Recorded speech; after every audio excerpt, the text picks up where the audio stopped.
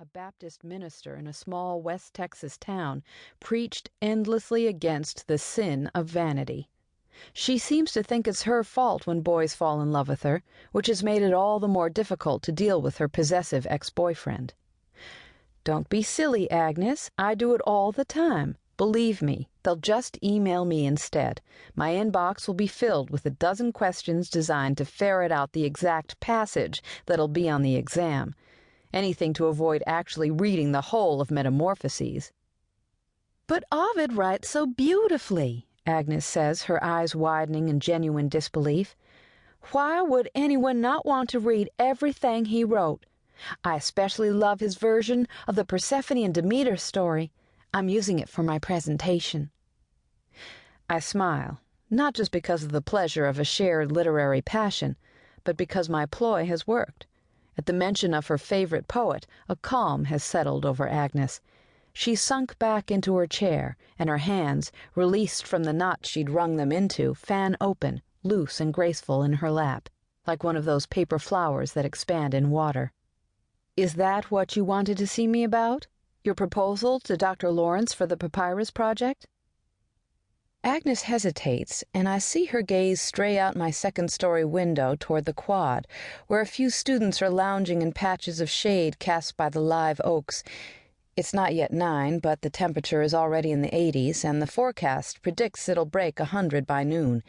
The sunlight between the trees is so bright that it's hard to make out anything but amorphous shapes in the shade. So if Agnes is checking to see if her ex-boyfriend is waiting for her, she'll be looking in vain. "It's on the role of women in mystery rites?" I prompt. Since my specialty is women in the ancient world, I've been coaching Agnes on her proposal. "Yes," she answers, tearing her eyes away from the window.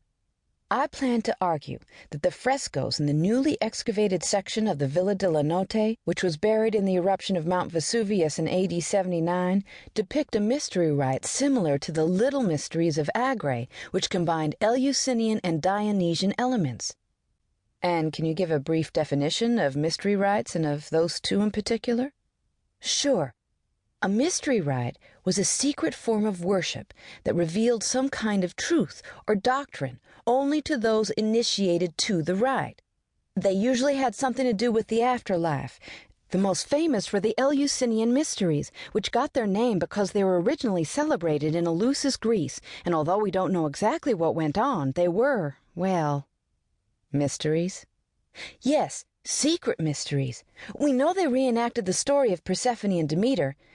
An initiate probably relived the story of the rape of Persephone, her trip to the underworld, and then the wandering of her mother Demeter, who killed the crops and everything growing because she was so upset at losing her daughter. While she's wandering around, she comes to Eleusis, which is why the rites were there. Then she goes to Zeus, who sends Hermes to bring Persephone back. Only Persephone had eaten some pomegranate seeds, so she could only spend half the year above ground, and the other half she had to spend in hell. I mean Hades." Agnes blushes at her slip, and I save her by nudging her on to the next topic. "What about the Dionysian rites?" "We think they reenacted the story of Dionysus Zagreus, a variant of the wine god myth. In this version, Dionysus is the son of Zeus and Persephone." Agnes notices me lifting an eyebrow, and a little light of understanding dawns in her face. "Oh, I hadn't thought of that before. Persephone's a link between the two myths. Anyway, Hera, jealous of her husband's illegitimate child, gets the Titans to eat the baby." Here Agnes makes a face and mock shudders. "But Athene rescues the heart and brings it to Zeus, who eats it and proceeds to have another affair, this time with Semele, who gives birth to a new Dionysus. In the rites, a group of women, called Maenads, become intoxicated with wine and reenact the dismemberment and consumption of the god." "Literally?" "Oh, no. At least we hope not. I mean, there is that play by Euripides where Agawe, the queen of Thebes, and her women are so frenzied they tear apart Agawe's own son, Pentheus.